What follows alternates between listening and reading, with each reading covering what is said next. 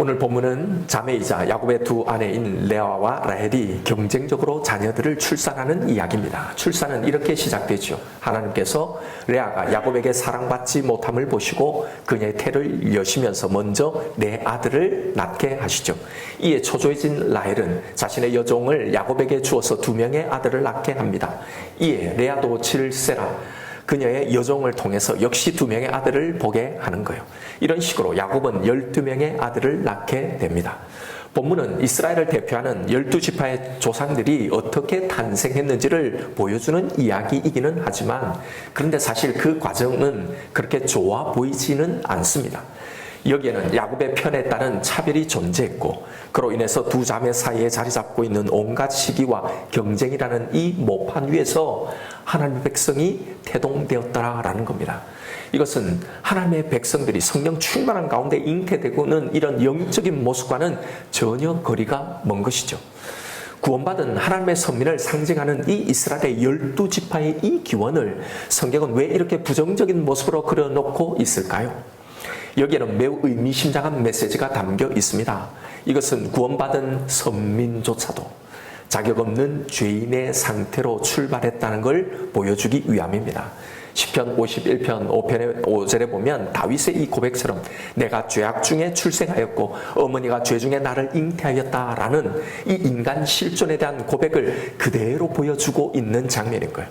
바로 이런 우리를 하나님은 당신의 참 백성으로 빚어 만들어 가신다라는 걸 말해주려고 하는 겁니다. 그러하기에 여러분 우리의 신앙의 진짜 방점은요, 이제 예수 믿고 천국 간다 이게 아니라 이 예수를 믿어서 그 다음에 하나님의 참 백성이 되어가는 것, 바로 이 과정, 이것이 중요한 겁니다. 나는 지금 어떻게 얼마만큼 하나님의 백성으로 변화되어 가고 있나요? 오늘 본문의 말씀은 이런 죄악 중에 태어난 이스라엘 백성들을 또 우리를 어떻게 당신의 백성으로 만들어 가는가, 이걸 보여주고 계신 겁니다. 우리는 오늘 본문을 묵상하면서 인간의 심성에 자리 잡고 있는 이 죄의 뿌리를 목도하게 됩니다. 레아와 라헬이 바로 이 죄를 상징해서 보여주고 있는 인물입니다. 왜요? 그들이 12지파의 바로 모태가 되기 때문이죠. 자, 그런데 그것은 바로 레아와 라헬 사이에 존재하고 있던 바로 이 비교 의식을 통해서 그들의 모습이 이 죄가 무엇이었는지를 상징적으로 보여주고 있는 겁니다. 사실 인류 최초의 범죄도 바로 이 비교 의식에서 출발했습니다. 에덴 동산에 모든 것을 다 가졌음에도 선악과를 가지지 못하는 자신들과는 다른 하나님의 이 권한에 대한 이 비교 의식을 가지게 되자, 왜 나에게는 이것이 없는가, 왜 나는 이것을 가질 수 없는가, 거기서 시작된 이 불만족이 이 모든 범죄의 출발이었던 거예요. 그런데 객관적으로 에덴에서의 이 아담과 하와의 삶을 한번 보십시오. 정말 아무것도 없었나요? 정말 아무것도 가질 수 없었습니까? 전혀 아니잖아요. 아니, 오히려 모든 것을 다 가진 것 아닙니까? 인류 역사상 이렇게 모든 것을 가진 인간이 어디 있었습니까? 그런데 오직 자기에게 없는 단 하나, 바로 그것 때문에 나는 이것조차도 가질 수 없는 존재라고 생각해 버린 거잖아요. 이렇게 하나님께서 우리의 삶 가운데 베푸시는 그 사랑과 그 은혜가 이렇게 많은데도요, 이걸 다 온전히 누리지 못하도록 방해하는 우리의 죄된 이 심리가 바로 이 비교의식이라는 겁니다. 이렇게 시작된 우리의 비교가 사람들과의 관계 속에서도 발현되는 겁니다. 결국 이런 사람들과의 관계 속에 발현되는 이 비교의식은요, 단순히 비교하는 그 대상, 그 사람과의 문제로 끝나는 게 아니라 결국은 다시 하나님과의 관계로 이어지게 되어 있다는 겁니다. 바로 이 부분에 대해서 오늘 본문의 이야기를 통해 하나님께서 우리에게 주시는 이 말씀에 귀 기울여 보기를 원합니다. 레아와 라헬, 이 두 사람은 친자매였죠. 그럼에도 불구하고 한 남자를 남편으로 공유하는 이 기가 막힌 그런 상황 가운데 사는 두 여인이었습니다. 그런데 언니 레아의 삶을 곰곰이 살펴보면 여자로서는 너무나 기구한 그 운명을 타고난 것 같죠. 창세기 29장 17절에 보면 이 두 자매를 소개하는 대목에 이렇게 되어 있습니다. 뭐라고 되어 있냐면 레아는 시력이 약하고 라헬은 곱고 아름다웠더라 라고 나옵니다. 여기 레아의 시력이 약했다는 이 말이 무엇을 의미하느냐는 여러 가지 해석이 있었지만요, 공통적인 견해는 한마디로요, 단순히 라헬은 예뻤고 레아는 동생보다 예쁘지 못했다, 못생겼다라는 이 완곡한 표현이에요. 그래서 야곱은 라헬을 더 좋아했다라는 이야기입니다. 예쁜 것들만 좋아하는 여러분, 이 더러운 세상에서 살아야 했던 이 레아의 삶을 곰곰이 한번 상상해 보십시오. 어릴 때부터 사람들은 라헬을 보면서 야, 얘 너무나 예쁘다 하고 난리가 난 거예요. 사람들의 주목을 받는 이 동생 옆에 우두커니 서 있는 이 언니 레아의 모습을 한번 상상해 보십시오. 그 어린아이에 만날 때마다 사람들이 다 이런다고 생각해 보십시오. 그러니 아마 어렸을 때부터 레아는 라헬로부터 받는 그런 외모적인 컴플렉스, 이 열등감, 이 비교 의식 가운데 살았을 거예요. 아버지 라반이 야곱의 품삯을 속이기 위해서 미끼로 던진 것도요, 레아 자신이 아니라 라헬이었습니다. 야곱은 자신이 아니라 동생 라헬과 결혼하기 위해서 7년 아니 14년간을 일한 겁니다. 그런데 참으로 기가 막힌 것은 정작 첫 번째 결혼 상대자로 주어진 것은 레아 자신이었다는 사실이에요. 여러분, 입장을 바꿔놓고 한번 생각해 보십시오. 신랑인 야곱은 자신의 동생 라헬을 죽고 못 살아서 이 동생과 결혼하고 싶어 그렇게 하는데요. 그런데 정작 자신이 그 첫날 밤에 신부로 들어가야 된다는 이 사실을 말입니다. 여러분, 본인들 이걸 원했겠어요? 얼마나 자괴감이 들었겠습니까? 뭐 1+1도 아니고요. 이렇게라도 해야 결혼이라는 것을 할 수 있는 이 자신의 처지가요. 나는 왜 이 모양 이 꼴로 태어나서 동생처럼 남자들에게 사랑 한번 받지 못했을까? 못할까? 전혀 자신을 사랑하지 않는 그 남자에게, 그것도 속여서 아버지의 강요에 못 이겨 가야만 하는 자신의 이 운명이 너무나 비참했을 것 아닙니까? 그러면서도 나도 동생처럼 좀 예뻤더라면, 조금 매력적이었다면 그런 마음이 들지 않았겠어요?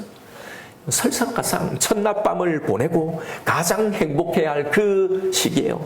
자신 때문에 노발대발하는 이 남편의 모습을 보게 되죠. 내가 사랑하는 사람은 이 여자가 아니라고, 라헬이라고. 한바탕 소동을 지르는 그 신혼의 첫날 아침을요, 레아의 심정이 어떠했겠냐 말입니다. 나는 왜 태어났을까? 자기 연민과 수치심으로 정말 죽고 싶을 정도로 괴로웠을 거예요. 그녀를 일생토록 괴롭힌 것은 바로 이런 비교의식에서 오는 열등감이었어요. 동생 라헬에서 비롯된 비교의식요. 그런데 레아의 괴로움은 여기서 끝나지 않았습니다. 이 비교의식이 그녀의 일생을 망가뜨렸던 거예요. 그것을 어떻게 알 수 있냐면, 그녀가 낳은 이 아들들의 이름을 레아가 어떻게 짓는지, 여기에 레아가 겪는 이 열등감을 고스란히 여기서 확인해 볼 수 있는 겁니다. 그녀가 낳은 첫째 아들의 이름을 그녀는 루벤이라고 짓죠. 그 이름의 뜻은 내가 이제 아들을 낳았으니 이제는 남편이 라헬보다 나를 더 사랑할 거다라는 이런 뜻이에요. 여기에 라헬의 이름이 직접 언급되지는 않았지만 그 속에 라헬에 대한 비교의식이 고스란히 담겨 있는 겁니다. 둘째 아들 시몬의 이름의 뜻은요, 하나님이 라헬보다 내가 사랑받지 못함을 들으셨다라는 뜻입니다. 세 번째 아들 레위의 뜻은요, 내가 새 아들을 낳았으니 라헬만을 사랑하던 남편이 이제는 나와 연합할 거다라는 이 뜻으로 지은 거예요. 넷째 아들 유다의 이름은요, 이제 내가 라헬을 이겼으니 여호와를 찬송한다라는 의미예요. 보세요. 온통 라헬을 의식하며 살았던 겁니다. 이것만이 아닙니다. 자신에게 이미 4명의 아들이 있음에도 또 다시 자신의 여종을 야곱에게 보내 아들을 낳게 하는 이것도요, 오직 한 가지 이유입니다.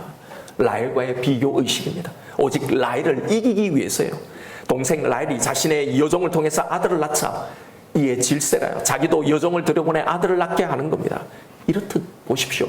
레아가 일생토록 겪었던 이 아픔은 바로 자기 동생 라헬에게서 오는 이 비교의식이었어요. 많은 아이를 주셨는데요, 여러분, 그것 자체가 기쁨 아닙니까? 아이들로 인해 이 기쁨을 온전히 누리지 못하는 겁니다.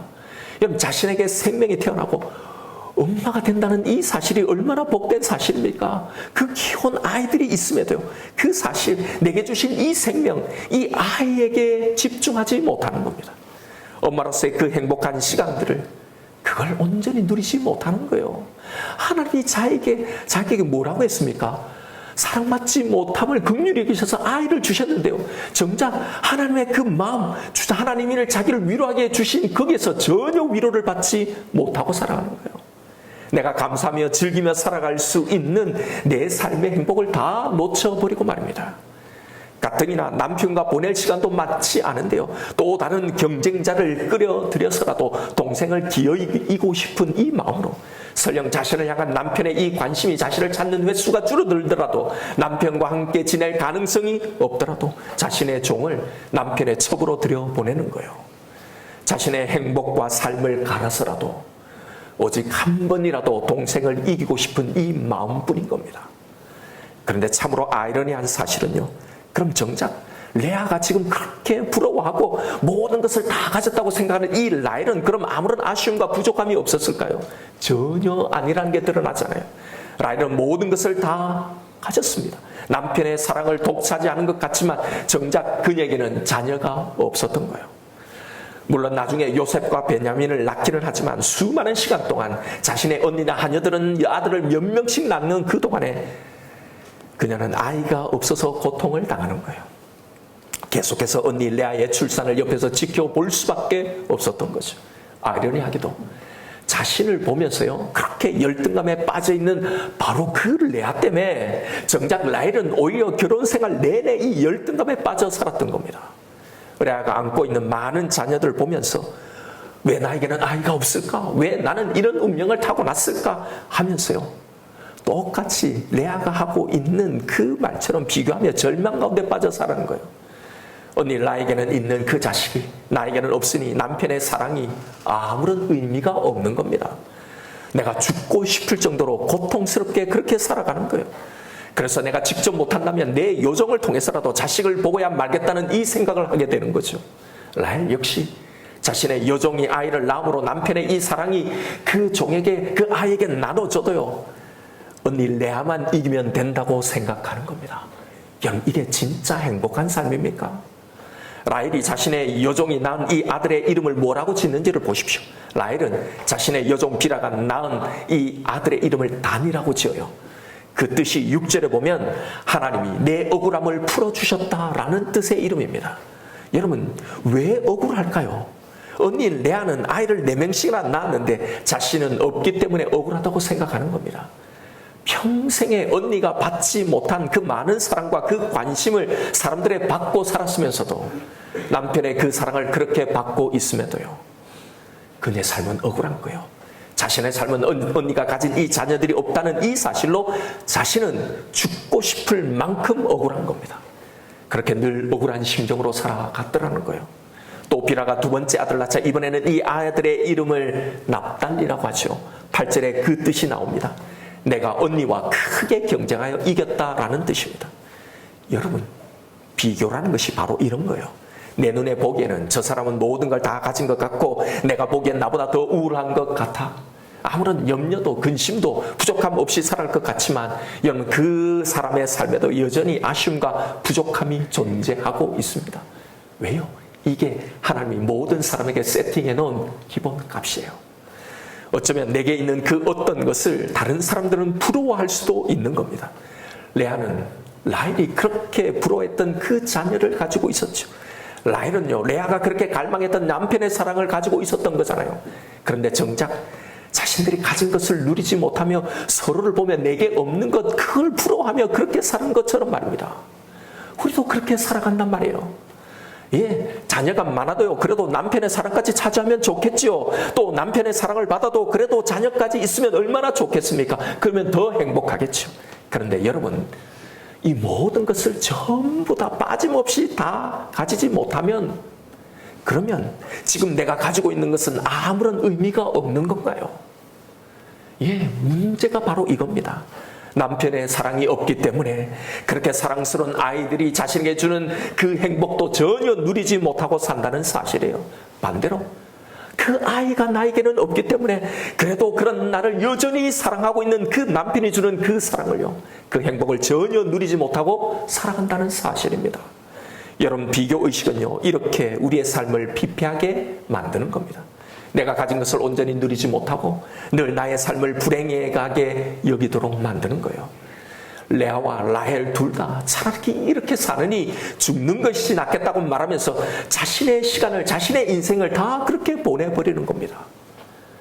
남과 비교해서 자신에게 없다고 생각하는 바로 그것만을 바라보고 말입니다. 예, 다 가지지 못한 건 사실이죠. 모든 걸 다 주시지 않으니까요. 그런데 문제는요, 아무것도 주시지 않았습니까? 바로 그 주신 것조차도 전혀 누리지 못하고 불행하다고 아무것도 없다고 생각하며 살아간다는 이 사실입니다. 그래서 자신에게 집중하지 못하게 만드는 것이 바로 이 비교의식에 뿌려놓은 사단의 독입니다. 아담과 하와가 그랬던 것 아닙니까? 에덴 동산에 모든 것을 누릴 수 있었잖아요. 없는 것보다 사실 주신 것이 훨씬 더 많았잖아요. 그러면 그 주신 것에 감사해죠. 아, 이것도 먹을 수 있구나. 이 과일도 너무 맛있구나. 그런데 왜 선악과 하나만 이게 없다고? 여러분, 다른 것에 감사하고 기뻐야죠. 그걸 행복하며 즐기고 누릴 수 있어야죠.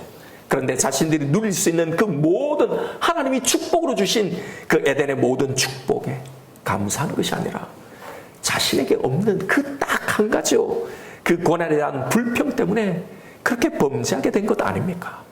여러분, 비교는 바로 이런 거예요. 자신에게 주어진 그건요, 자신의 삶에 집중하지 못하도록 만드는 겁니다. 여러분, 곰곰이 한번 묵상해 보세요. 사실은 하나님이 나에게 주신 것이 훨씬 더 많습니다. 여러분, 이걸 인정할 수 있어야 합니다. 그래도 나는 다른 사람에 비해서 가진 것이 너무 적다고요? 여러분, 바로 그것이 비교의식이고 그게 바로 죄예요. 이 비교의식에서 나온 이 판단은 절대로 객관적이고 공정한 판단이 아니에요. 나는 너무 적게 받았다고 하지만 다시 더 깊이 묵상해 보십시오. 사실은 우리가 받은 것이 더 많은 사람입니다. 내가 없다고 생각하는 것에만 주목하고 있으니 온통 거기에 내 비교의 시선이 다 가 있으니요, 없는 게 너무 많다고 생각하는 거예요. 목회자들이 한 번씩 동기 모임을 해요. 또 예전에 정필도 목사님 살아계실 때 수영로 교회 출신 목회자들이 모여서 한 번씩 사은회를 행사를 자주 했어요. 그때 보면 공통적으로 있는 모습들이 있습니다. 거기 가보면 좀 큰 교회 청빙을 받아서 담임 목사님이 되어 있는 분도 있고요. 저같이 개척을 하는 사람들도 있고 아직 부목사로 여전히 남아있는 그런 분들이 있어요. 목사들 모임이니까 다 그런 부류가 있죠. 그러면 큰 교회 담임하는 분들이요, 개척교회 하는 목사들에게 뭐라고 하는지 아세요? 참 좋겠다. 장로님들 막 당에 눈치 안 보고 마음껏 목회할 수 있으니 너무 부럽다는 거예요. 그럼 개척교회 하는 목사님들이 뭐라고 하는지 아세요? 한번 해봐라. 한번 해봐라. 얼마나 치열한 생존, 이게 얼마나 불안불안한 그 길을 가는 줄 아느냐. 그런 치열한 생존 없이 안전한 목회할 수 있는 네가 더 부럽다 그러는 거예요. 그러면서 이제 옆에 있는 부목사들한테 한마디씩 다 하는 거예요. 담임 목사, 개척교회 담임 목사가 다, 야, 부목사 때가 가장 좋다. 그 시간을 즐겨라. 빨리 뭐 그렇게 할 필요 없다. 이런 거죠. 그럼 부목사들 뭐라고 그러는지 아세요? 생존이고 스트레스고 뭐 다 나는 그런 거라도 좀 있으면 좋겠다. 뭐 그렇게 이야기를 해요. 여러분, 가만히 한번 보십시오. 서로 다 그렇게 부러워하는 것을 다 가지고 있잖아요. 서로 다 부러워하는 게 나한테 있단 말입니다. 그런데요, 늘 서로를 부러워하고 나의 환경을 불평만 하고 있지요. 내가 가진 것, 내게 있는 것, 그거 내게 주신 것, 이걸 감사하며 누리고 살지 못한다는 거예요. 여러분, 목사들도 마찬가지예요. 똑같은 이 비교의식에 살아가요. 여러분, 하나님은 왜 다 주시지 않을까요? 왜 뭔가를 결핍하게 하실까요? 왜 레아에게는 남편의 사랑을, 라헬에게는 자녀를, 이 결핍을 경험하게 하실까요? 우리는 이 결핍의 상황 속에서 어떤 삶을 살아내야 하는 겁니까? 여러분, 바로 이 결핍이 우리에게 세팅된 기본값이라고 했잖아요. 모든 사람에게 이게 다 있어요. 이 결핍이 하는 역할이 있습니다. 바로 이 결핍을 통해 하나님은 우리를 당신의 백성으로 빚어 가신다는 겁니다. 아니, 그냥 그저 아이고 그래, 사람이 다 가질 수 없지. 그래도 나 몸뚱이 하나도 건강하게 주셨으니 그래, 더 어렵고 힘든 사람이 많은데 나는 그 정도는 아니니 감사하며 살자. 여러분, 이렇게 사는 걸 말하려고 지금 이 말씀을 하시는 걸까요? 예, 여러분, 이건 세상에 좋은 강연들 뭐 이런 게 얼마든지 들을 수 있는 이야기입니다. 그러나 성경은 이 정도의 이야기를 하려는 게 아니에요. 하나님은 이 정도의 위로가 아니라 이 결핍을 진짜 완전한 만족으로 바꾸실 그 결핍 가운데서도 진짜 나에게 주신 것 안에서 행복하게 살 수 있는 이 비결을 말씀해 주시려는 겁니다. 여러분, 전에 우리가 함께 공부했던 요한복음의 마지막 이야기를 기억하시나요? 바로 베드로와 요한의 이야기입니다. 부활하신 예수님께서 베드로에게 나중에 어떤 죽음으로 그가 하나님의 영광을 돌릴 것인가에 대해서 예언의 말씀을 해주시죠. 네가 젊어서는 스스로 띠를 띠고 네가 원하는 곳으로 다녔지만 그러나 늙어서는 네 팔을 벌리고 네가 남이 너의 띠를 띄우고 네가 원치 않는 곳으로 데려가리라. 그러면서요, 너는 나를 따르라 라고 말씀하시잖아요. 그러자 베드로가 제일 먼저 보인 반응이 무엇이었습니까? 내가 이런 죽음을 당하게 되는구나. 그러면 이것에 대해서 내가 어떻게 해야 될까? 자신의 미래에 대해서 생각하는 것이 당연한 반응임에도 불구하고 그가 보인 반응이 너무나 의외였지 않습니까? 자기 옆에 있던 요한에 대해 물었잖아요. 그 말을 들은 베드로의 첫 마디가요, 요한은 어떻게 되겠습니까? 였어요. 여러분, 이것이 베드로의 첫 반응이었단 말입니다. 바로 비교의식이었어요. 여러분, 왜 이야기를 들려줄까요? 왜 오늘 하나님의 백성들의 모태가 되는 이 레아와 이 라헬의 이야기를요, 그리고 하나님의 교회, 하나님의 신약의 교회가 되는 이 대표적인 제자들의 대표인 이 베드로와 요한의 이 모습을, 왜 이 모습을 보여줄까요? 이게 모든 인간이 자신의 삶을 살아가면서 보이는 반응이라는 겁니다. 비교의식요. 왜요? 살아가면서 다른 사람들의 모습을 다 보게 되니까. 그래서 나의 삶에 온전히 집중하지 못하는 겁니다. 오롯이 자신에게 주어진 그 내 삶을 살아내지 못하는 겁니다. 끊임없이 남과 비교하며 남과 다른 내 삶, 더 정확하게 말하면 남에 비해서 내가 가지지 못한 그것에 얽매여 살아가는 겁니다. 오늘 본문의 레아와 라헬이 그랬던 것 아닙니까? 자신에게 주어진 이 삶을 온전히 살지 못하고 서로 경쟁하며 서로 비교하며 그 삶의 시간들을 이렇게 보내는 거예요. 여러분, 그런 베드로에게 주님이 주신 말씀이 무엇이었습니까? 내가 올 때까지 요한을 머물게 하고자 할지라도, 요한을 그렇게 살게 할지라도 네게 그것이 무슨 상관이냐. 그리고 다시 말씀하시죠. 너는 나를 따르라. 요한의 미래가 도대체 너에게 무슨 상관이 있느냐. 다른 사람 신경 쓰지 말고 너는 나를 따르라 라는 이 말씀이었어요. 여러분, 이게 어떤 의미라고 했습니까? 베드로가 볼 때 자신의 삶은 결국은 결핍이죠. 누구에 비해서요? 요한에 비해서요. 왜요? 요한은 자기처럼 남이 자신의 팔을 벌리고 띠를 띄워서 자기가 원하는 곳으로 데려감을 당하지 않을 거니까요. 자기 스스로 띠를 띠고 자기가 원하는 곳으로 요한은 다닐 수 있으니까 적어도 자신처럼 그렇게 죽지는 않을 거니까요.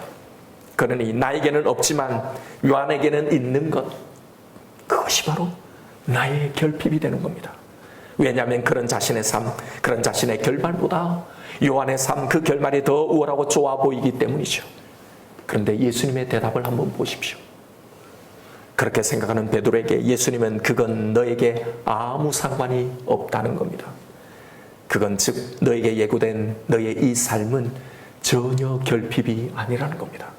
여기서 우리는 예수님의 자신감을 봐야 한다고 했습니다. 무슨 자신감요? 베드로에게 계획해 놓으신 그 계획의 자신감 말입니다. 요한뿐만 아니라 그 누구와 비교해 봐도 손색이 없는 독창적이고 특별하고 선하고 완벽한 그 베드로만을 향해 설계해 놓으신 그의 길, 베드로의 인생의 계획에 대한 그 자신감 말입니다. 누구에게 내놔도 너를 향한 내 계획은 자신 있다. 너는 내가 너에게 지금 베푼 너의 그 환경, 네가 앞으로 살아갈 그 삶, 내가 너를 이끄는 그 길, 그것은 요한의 삶과 비교할 수 없는 너무나 소중하고 너만의 완벽한 너만의 인생을 예배해 놓고 있으니 너는 그런 나만 믿고 따라오라는 이 주님의 자신감 말입니다. 여러분, 우리의 이 비교에서 오는 이 결핍은요, 우리가 생각하는 그 없는 것을 그렇게 경쟁적으로 나의 삶 속의 체험으로 해결되지 않아요. 레아는 라헬을 이겨서 라헬은 레아를 이김으로 이 결핍은 채워지지 않습니다. 나에게 없는 것, 내가 부러워하는 그것을 체험으로 이 결핍은 절대로 채워지지 않습니다. 오직 내 인생을 향해 가지고 계신 이 주님의 자신감을요, 온전히 믿음으로 비교하려는 내 마음 가운데, 그 우울한 내 마음 가운데 이 주님의 자신감을 체험으로 비로소 우리의 결핍이 채워지게 되는 겁니다. 왜 내가 이 비교의식으로 늘 나에게 없는 그것으로 괴로워하는 열등감에 빠져서 그 결핍의 삶을 살아가게 되는지를 한번 보십시오. 그건 다름이 아니라 나를 향한, 내 인생을 향한 주님의 이 자신감을 우리는 온전히 신뢰하지 못하기 때문입니다. 계속 끊임없이 비교하기 때문에 나에게 말씀하시는 이 주님의 자신감을 신뢰하지 못하는 거예요. 여러분, 만약 설령 내가 비교하며 부러워하는 그 대상자처럼 된다 한들요, 그 다음에 무슨 일이 일어날까요? 또 다른 비교의 대상이 또 생기게 되는 거예요. 그래서 우리는 내 삶이, 내 인생이, 내 학벌이, 내 직장이, 내 학교가, 내 연봉이, 내 일이 늘 열등하고 끊임없이 남과 비교하며 낮은 자존감에 허덕이며 주님을 따르는 삶을 살지 못하는 겁니다. 왜요? 채워져야 할 것으로 채우지 않고 엉뚱한 걸 채우려고 하기 때문이죠. 여러분, 이 말씀이 바로 비교의식으로 무기력과 우울함에 빠져있는 우리를 향한 주님의 말씀임을 깨달아야 합니다. 우리는 늘 다른 사람과 비교하며 살아갑니다. 엄밀히 따지면 여러분, 분명 비교라는 건요, 더 못한 것이 있으면 더 나은 것이 또 있을 텐데요. 그런데 우리는 늘 우리의 비교가 머무는 지점은 나보다 더 나은 것들을 가지고 항상 비교하는 거예요. 나보다 더 나은 사람들의 상황을 보면서 내 삶의 가치에 집중하지 못하는 겁니다. 상대적으로 내 삶은 아무런 유익도 의미도 없는 시간처럼만 보입니다. 문제는 그런 비교에서 오는 이 좌절감이 우리의 각자의 그 길, 내가 살아내야 할 이 삶, 하나님이 나를 빚어 가시는 그 길에 충실하지 못하게 만든다는 겁니다. 레아와 라헬이 하고 있는 것처럼요, 그 일을 하는 거예요. 여러분, 레아에게도 라헬에게도 베드로에게도 요한에게도요, 각자가 걸어가야 할 자신들만의 길이 있었습니다. 그 전지하시고 전능하신, 그 선하시고 지혜로우신 하나님의 그 완전한 그 계획된 그 길 말입니다. 그 길에 그 모든 사람 각각에 맞는 훈련들이 있습니다. 누군가는 더 편하게 보이지만 그러나 훈련이 없는 사람은요, 아무도 없어요. 때로는 내가 더 고통스럽고 힘든 훈련을 받고 있다고 생각하지만 우리는 각각 하나님이 우리에게 주신 그 분량, 그것을 연단 받을 뿐입니다. 내가 비교하는 그 사람의 삶에도요, 내가 다 알지 못하는 그만의 연단의 길이 있는 겁니다. 여러분, 우리에게 이런 비교의식, 비교의 생각이 들고 우울해 올 때마다요, 여러분, 우리의 인생의 목표가 어디 있는지를 한번 보십시오. 내가 어디에 목표를 두고 살아가야 하는지 말입니다. 하나님이 나를 왜 만드셨는지, 나를 향해 세우신 그 목표가 무엇인지를 보란 말입니다. 연봉상이 1%에 드는 그 사람, 학벌상이 1%에 드는 그 사람, 건강과 영향력과 인지도에 있어서 모든 사람들 위에 상위 1%의 사람을 만드는 게 하나님의 목적이 아니잖아요. 참으로 하나님 당신만을 신뢰하는 사람, 정말로 하나님을 사랑하는 당신의 그 백성으로 만드신 것이 우리의 창조의 목표잖아요. 우리가 살아갈 이유 아닙니까? 우리가 이뤄내야 할 진짜 목표 아닙니까? 그래서 우리 각각에게 주어진 모든 길은요, 다 이 동일한 것을 목표로 하고 있기 때문에요. 그리고 우리는 이 땅에서 어떤 삶, 어떤 환경 속에 살아가든, 어떤 훈련을 받았던 간에요, 다 모든 사람이 결국은 이 동일한 목표를 반드시 이룰 것이기에 남이 어떤 삶을 살아가든, 내가 그 사람보다 어떤 것이 부족하든 그건 너무나 아무런 상관이 없는 겁니다. 그래서 주님이 그것이 도대체 너의 목적을 이루는데 무슨 상관이 있느냐, 너는 나를 따르라고 말씀하신 거예요. 여러분, 이 땅에서 재벌로 살았던 그 어떤 자신의 분야에서 괄목 상대할 만한 그 성공을 이뤘던 간에요, 하나님은 그것으로 우리의 인생, 우리의 삶의 결과를 받으시는 것이 아니라요, 오직 우리의 이 결핍 속에서, 하나님이 만드신 이 결핍 속에서 우리를 향한 우리의 고백을 우리의 최종의 결과물로 받으시는 겁니다. 그게 뭐예요? 하나님, 당신은 나의 삶의 모든 순간순간에 언제나 신실하셨습니다. 언제나 하나님은 선하셨습니다. 나는 당신만을 사랑합니다. 당신의 이 사랑만 있으면 됩니다라는 바로 이 고백만입니다. 그래서 이 땅에 성공이 없어도요, 내가 바라는 그 결과가 내게 없어도 남들이 아무리 내가 없는 그걸 얼마나 많이 가졌더라도요. 여러분, 이건 내 인생에 내 목표를 이루는 것에 아무런 상관이 없는 겁니다. 그들이 아무리 금수저고 아니 다이아몬드 수저고 내가 흙수저라도요. 이런 불공평이 이 목적을 이루는데 아무 상관이 없는 겁니다. 그래서 주님은 우리를 보고 너는 나만 따르면 된다. 나를 따르라고 말씀하신 거예요. 여러분, 우리는 이 주님의 나를 향한 이 자신감을 믿고 따라가기만 하면 됩니다. 내게 없는 이 결핍에 바로 이 주님의 자신감을 채우면서 말입니다. 이게 나에게 주어진 내 삶을, 내 인생을 살아가는 길인 겁니다. 여러분, 우리가 이 목표를 향해 살아간다면 주님이 보시기에 우리 모두 다 한 사람도 빠짐없이요, 그를 향해 예배해 놓으신 그 성공의 인생을 살아가고 있는 거예요. 이걸 믿어야 합니다. 이걸 볼 수 있어야 하는 거예요. 이게 믿음입니다. 이게 신앙생활이에요. 내게 없는 걸 온갖 종교적인 노력과 기도로 기어이 가지려고 하는 이게 아니라요. 여러분, 우리는요, 원하든 원하지 않든 나와 다른 사람을 보며 살아갑니다. 저에게도 이 비교의식으로 매우 힘든 시기를 보낸 적이 있어요. 동기들이나 또 같이 살겠던 이 사람들의 목회를 보면서 끊임없이 내 목회와 계속 비교하는 거예요. 누구는 어떤 교회 청비를 받아서 이렇게 영향 있게 목회를 하더라. 누구는 개척해서 금방 이렇게 부흥했더라. 이런 것들을 보면서요, 열등감에 빠지는 거예요. 내 목회가 뭔지, 내 삶이 뭔지, 나는 왜 이러고 있는지 너무나 우울한 거예요. 그 우울함들 가지고 싸웠던 적이 있습니다. 여러분, 때로는 나보다 더 좋은 환경, 앞선 것처럼 보이는 이 사람들을 보면요, 누구나 다 그래요. 왠지 내 모습이 자랑하기도 하고 그로 인해서 우울해지기도 합니다. 내가 가지지 못한 그 어떤 것들로 인해서 그들에게는 더 많은 기회와 가능성이 있는 것처럼 보여요. 왜 나는 그러지 못할까? 왜 나는 이렇게 하지 못할까? 바로 이런 비교 때문에 내게 있는 것들, 내 삶, 내가 살아내야 할 내 인생의 가치들이 전혀 보이지 않게 되는 겁니다. 그걸 다 놓치고 살아가는 거예요. 그러나 여러분, 그것으로 우리 자신을 비교하지 마십시다. 왜냐하면 그것으로 우리의 인생, 우리의 영혼, 우리의 영원한 삶이 평가되어지는 것이 아니기 때문이에요.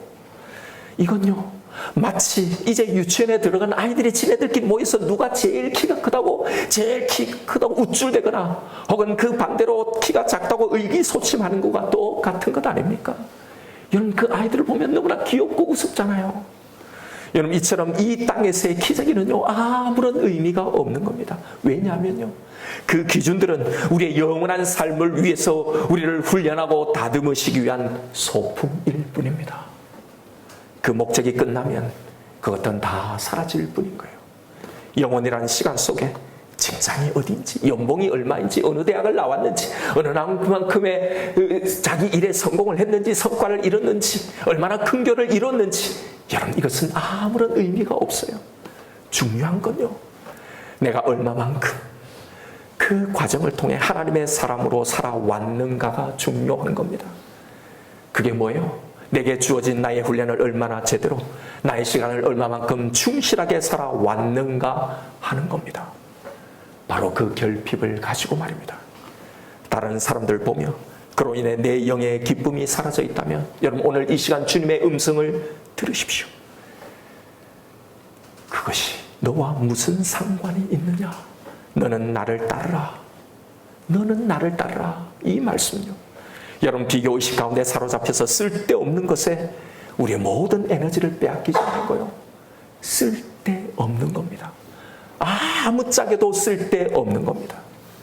거기에 빼앗기지 말고 주님께서 나를 위해 마련하신 그 길을 따라가십시다.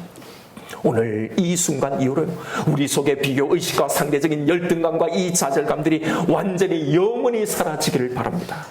잘 나가는 사람이 보이면요, 그냥 그대로 그를 축복하고 인정하고 흘려보내십시오.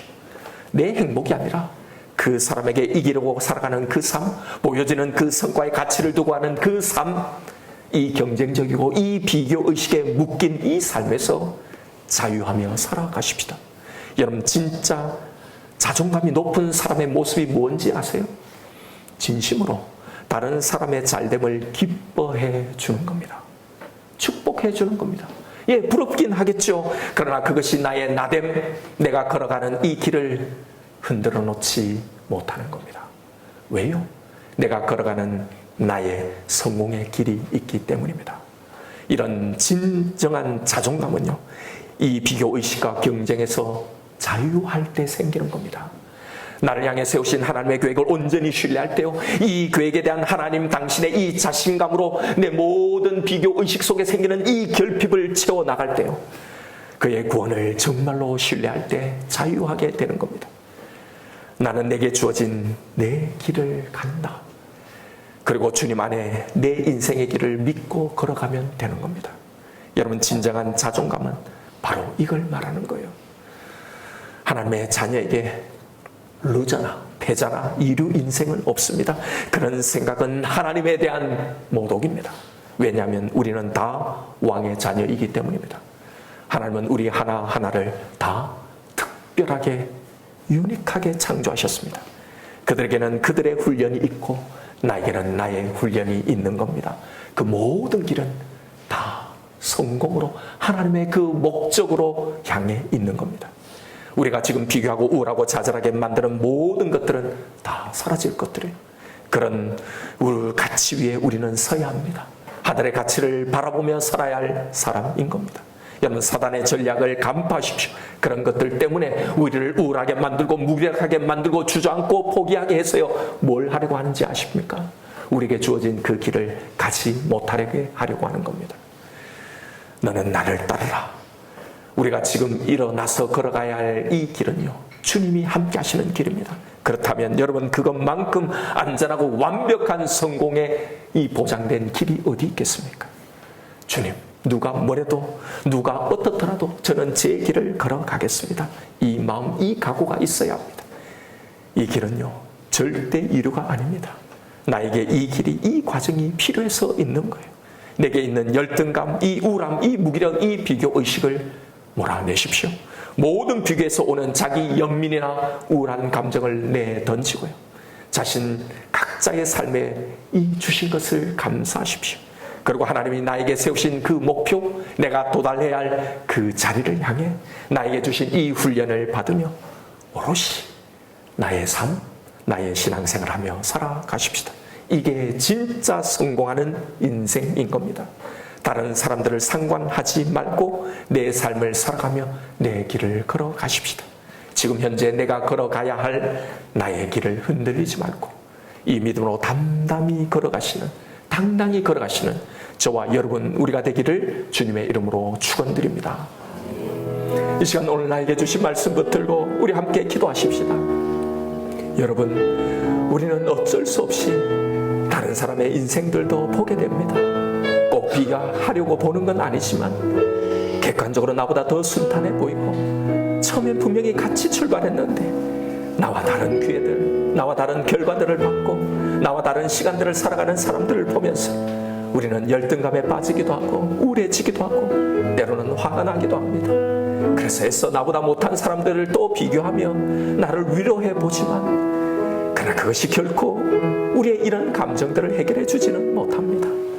여러분, 나를 왜 창조하시고 이 땅에 이 삶을, 이 길을 왜 걷게 하셨는지를 생각하십시오. 하나님의 그 목적 말입니다. 모든 사람을 향해 세우신 똑같은 동일한 하나님의 그 목적 말입니다. 하나님, 당신을 온전히 신뢰하고 당신을 참으로 사랑하는 자로 만드시는 것, 여러분, 이것이 이 삶의 목표라는 사실을 기억하십시오.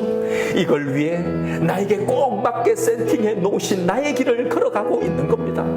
각 사람에게는요, 그가 그 어떤 길을 걷게 하시든지요, 하나님의 목적, 하나님의 최종의 결과물은 다 이걸 이루려고 하는 거예요. 그러니 다른 사람의 것이 하나도 부러울 것이 없다고, 그건 너와 아무 상관이 없다고 말씀하시는 이 하나님의 이 자신감을 믿으십시오. 여러분, 신앙이란, 믿음이란 이 주님의 자신감을 믿는 겁니다. 나의 이 길에 존재하고 있는 모든 결핍에, 비교하는 모든 것에요, 이 주님의 자신감으로 채우는 겁니다. 이것이 필연적으로 남의 삶을 보고 살아갈 수밖에 없는 이 땅에서의 우리가 오롯이 내 삶을 살아갈 수 있는 유일한 방법인 거예요. 여러분, 하나님의 자녀에게는 이루 인생은 단 한 사람도 없습니다. 그런 생각은 하나님에 대한 모독이에요. 비교하지 마십시오. 내가 살아왔던 내 과거의 인생이 어떠했든, 또 내가 살아갈 내 앞의 삶이 어떠할 것이든 누구와 비교하지 마십시오. 그저 내가 되어져야 할 바로 그 사람, 그 목표를 향해 주를 믿고 나의 인생, 내 삶을 살아가는 겁니다. 나에게 주신 것, 내 인생, 내 삶의 가치를 바라보고 여기에 집중하는 겁니다. 내가 받을 이 훈련에 집중하십시오. 이 시간 기도하십시다. 주님, 이제 절대로 비교하지 않겠습니다. 우울해하지 않겠습니다. 내가 여기에 속지 않겠습니다. 내게 있는 열등감, 이 우울함, 이 무기력, 이 비교의식을 오늘 주신 이 말씀으로 몰아내겠습니다. 그리고 나의 길, 나만을 위해 계획해 놓으신 그 길을 이제 주님의 이 자신감을 내 마음에 품으며 이제 소망 가운데 이 길을 걸어가겠습니다. 이 시간 오늘 나에게 주신 말씀이 있을 겁니다. 우리 이 말씀 붙들고 우리 주님 한번 부르며 기도하며 나아가십시다.